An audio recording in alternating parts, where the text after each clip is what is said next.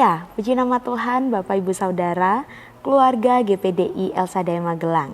Bersyukur bahwa pada saat ini kita dapat bertemu kembali di dalam Renungan 79. Mari terus mengalami pertumbuhan dengan Tuhan dalam 365 hari yang mengubahkan hidup Anda. Puji nama Tuhan Bapak Ibu Saudara, di kesempatan pada saat ini kita akan kembali bersama-sama merenungkan kebenaran firman Tuhan. Firman Tuhan yang akan terus menguatkan setiap kehidupan kita. Kita akan bersama-sama belajar di dalam Imamat pasalnya yang ke-1, di ayatnya yang kedua. Dan firman Tuhan ini akan saya bacakan bagi kita semua. Bapak Ibu dapat menyimak di Alkitab masing-masing. Demikianlah kebenaran firman Tuhan. Berbicaralah kepada orang Israel dan katakanlah kepada mereka, apabila seorang dari antara kamu hendak mempersembahkan persembahan kepada Tuhan, kamu harus mempersembahkan dari ternak, yakni dari lembu sapi atau dari kambing domba. Di zaman Perjanjian Lama, korban adalah sebagai pusat ibadah dari umat Israel. Bukan sekedar rutinitas keagamaan, tetapi sebagai simbol kasih, hormat, dan juga pertobatan kepada Allah. Nah, setiap korban-korban yang dipersembahkan oleh bangsa Israel kepada Allah mencerminkan kualitas hati sang pemberi korban tersebut. Dan tetapi tidak semua korban yang mereka naikkan kepada Allah itu diterima oleh Allah.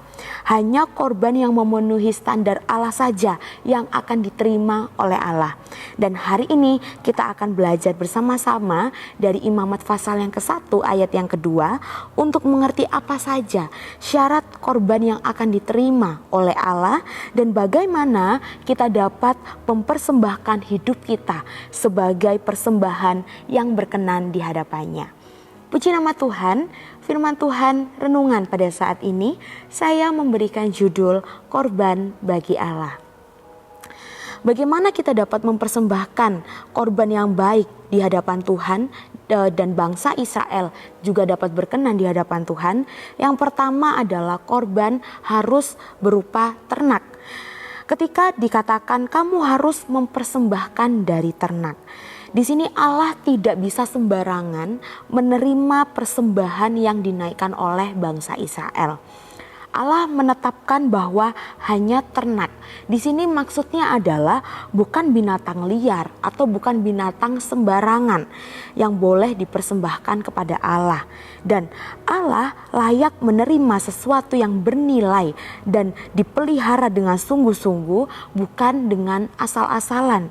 Jadi setiap yang dikorbankan oleh bangsa Israel memiliki standar khusus dari Allah, kriteria khusus dari Allah. Bukan berarti Allah itu pemilih, tetapi Allah tahu mana kualitas-kualitas yang terbaik. Tidak hanya kualitas bagaimana persembahan yang akan dinaikkan kepada Allah, tetapi dari hati mereka, apakah mereka sungguh-sungguh mempersembahkan itu dengan sepenuh hati. Di dalam Roma pasal 12 ayatnya yang ke-1 dikatakan, karena itu saudara-saudara, demi kemurahan Allah, aku menasehatkan kamu supaya kamu mempersembahkan tubuhmu sebagai persembahan yang hidup, yang kudus dan yang berkenan kepada Allah. Itu adalah ibadahmu yang sejati. Firman Tuhan ini sudah mengingatkan sangat jelas bagaimana ketika kita mau mempersembahkan yang terbaik bagi Allah, maka kita harus mempersembahkan kehidupan kita sepenuhnya kepada Tuhan. Karena kehidupan kita bukan milik kita lagi, tetapi milik Tuhan. Lalu yang kedua, bagaimana kita dapat mempersembahkan dan persembahan yang baik berkenan di hadapan Tuhan? Yang kedua adalah korban harus dari lembu sapi atau kambing domba. Allah tidak pernah meminta binatang buas atau binatang sembarangan, tetapi lembu dan domba. Mengapa lembu dan domba ini dipakai atau menjadi standar dalam persembahan kepada Allah? Karena hewan-hewan ini memiliki sifat-sifat rohani yang Allah inginkan, khususnya untuk domba dan lembu. Mereka terkenal jinak, taat dan juga bersih. Dan di zaman itu ternak adalah salah satu bentuk kekayaan yang paling terlihat. Jadi ketika seseorang mempersembahkan seekor lembu atau domba, itu bukan pemberian yang kecil, itu adalah pengorbanan yang sungguh-sungguh, karena mereka memberikan yang terbaik untuk Tuhan, memberikan yang menjadi standarnya Tuhan untuk menjadi korban persembahan. Nah, korban itu harus mencerminkan kerendahan hati, ketaatan dan juga kemurnian, karena karakter-karakter inilah yang menjadi tolak ukur bagaimana Tuhan mau menerima setiap persembahan yang dinaikkan oleh bangsa Israel. Jadi ketika kita mau memberikan yang terbaik untuk Tuhan, berikan apapun yang terbaik dalam kehidupan kita. Karena setiap apapun yang kita terima itu semuanya datangnya dari Tuhan. Jadi kita juga harus memberikan yang terbaik bagi Tuhan, karena apa yang kita berikan juga belum tentu berkenan di hadapan Tuhan. Karena Tuhan telah memberikan yang paling terbaik bagi kehidupan kita, maka kita juga harus memberikan yang terbaik dari dalam kehidupan kita. Di dalam Filipi pasal 2 ayat yang ke-8 itu dikatakan, dalam keadaan sebagai manusia, ia telah merendahkan dirinya dan taat sampai mati, bahkan mati di kayu salib. Jadi kita mau belajar juga seperti Yesus, bagaimana dia adalah pribadi yang mau menjadi manusia, untuk dia mau berkorban, untuk dia mau mati di kayu salib demi umat-umat Tuhan, demi dosa-dosa kita untuk kita dapat diselamatkan. Bahkan ketika Yesus mati di kayu salib, dia tetap memutuskan untuk setia dan taat kepada Tuhan. Dan itu adalah persembahan yang terbaik di hadapan Tuhan. Tidak ada seorang pun yang dapat mempersembahkan seperti apa yang dilakukan oleh Yesus kepada Allah.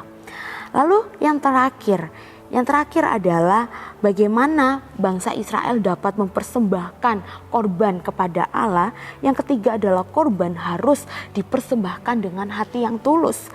Tuhan tidak hanya melihat apa yang dibawa bangsa Israel pada saat itu, tetapi juga melihat dari hati bangsa Israel ketika mereka membawa persembahan itu kepada Tuhan.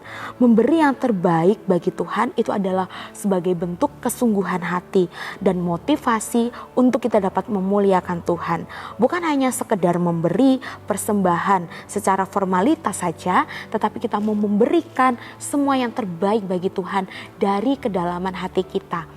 Kita mau kembali ingat motivasi kita untuk memberikan yang terbaik bagi Tuhan. Apakah itu untuk memuliakan Tuhan atau hanya sekedar untuk membanggakan diri sendiri?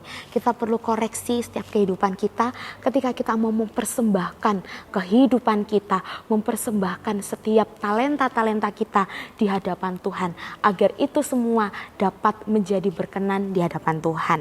Di dalam Mazmur pasal 51 ayat yang ke-9 dikatakan, korban sembelihan kepada Allah ialah jiwa yang hancur, hati yang patah dan remuk, tidak akan kau pandang hina, ya Allah. Jadi Bapak Ibu yang diberkati oleh Tuhan, ketika kita umat-umat Tuhan dipilih oleh Tuhan untuk menjadi umat kepunyaannya, kita juga harus memilih untuk kita mau berkorban apapun bagi Tuhan. Karena kehidupan kita ini sepenuhnya milik Tuhan. Jadi jangan pernah kita bernegosiasi atau hitung-hitungan dengan Tuhan. Karena apapun yang kita miliki saat ini, itu kita mau kembalikan semuanya untuk Tuhan. Apapun yang ada di dunia ini, semuanya sifatnya sementara. Jadi hal-hal yang dapat kita korbankan kepada Tuhan, khususnya diri kita sendiri, mari kita mau korbankan dengan sepenuh hati, dengan motivasi hanya untuk kemuliaan nama Tuhan. Dan dari sini Bapak Ibu, kita dapat melihat bersama-sama bagaimana kita harus juga mengaplikasikan dalam kehidupan kita sehari-hari. Yang pertama adalah kita mau mempersembahkan hidup kita sepenuhnya kepada Tuhan.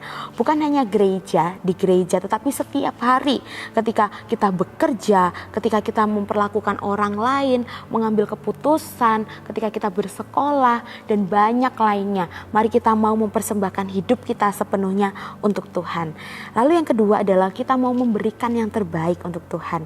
Jangan berikan sisa waktu, tenaga, atau perhatian kepada Tuhan, tetapi kita mau menyisihkan waktu kita, tenaga kita, perhatian kepada Tuhan, karena hanya Dia yang layak menerima yang utama dan yang terbaik yang menjadi prioritas dalam kehidupan kita. Lalu yang ketiga adalah mari kita mau memiliki hati yang tulus dan juga yang rendah di hadapan Tuhan. Datang kepada Tuhan bukan memiliki motivasi hati yang lain, bukan memiliki kemunafikan, tetapi dengan hati yang apa adanya, hati yang tulus kepada Tuhan. Jadi Bapak Ibu yang diberkati oleh Tuhan, dari sini kita dapat bersama-sama belajar bahwa korban yang diterima Allah itu bukan nilai soal materi yang kita berikan, tetapi nilai hati kita untuk memberikan yang terbaik bagi Tuhan. Dan dari sini kita juga belajar bahwa Allah itu memandang apa yang kita bawa dari hati dan seperti apa kita membawanya kepada Tuhan. Jangan sampai hidup kita jadi seperti korban yang ditolak, penuh dengan rutinitas, penuh dengan formalitas yang kita lakukan untuk Tuhan, tetapi pada dasarnya yang kita lakukan adalah kosong dan tidak ada ketulusan. Dan mari kita mempersembahkan hidup ini sebagai korban yang hidup, yang kudus dan berkenan di hadapan Tuhan. Di dalam Ibrani pasal 13 ayat 15 dikatakan, sebab itu marilah kita oleh Dia senantiasa mempersembahkan korban syukur kepada Allah, yaitu ucapan bibir yang memuliakan namanya. Puji nama Tuhan, Bapak Ibu Saudara yang diberkati oleh Tuhan. Kiranya firman Tuhan pada saat ini dapat terus memberkati kehidupan kita semua.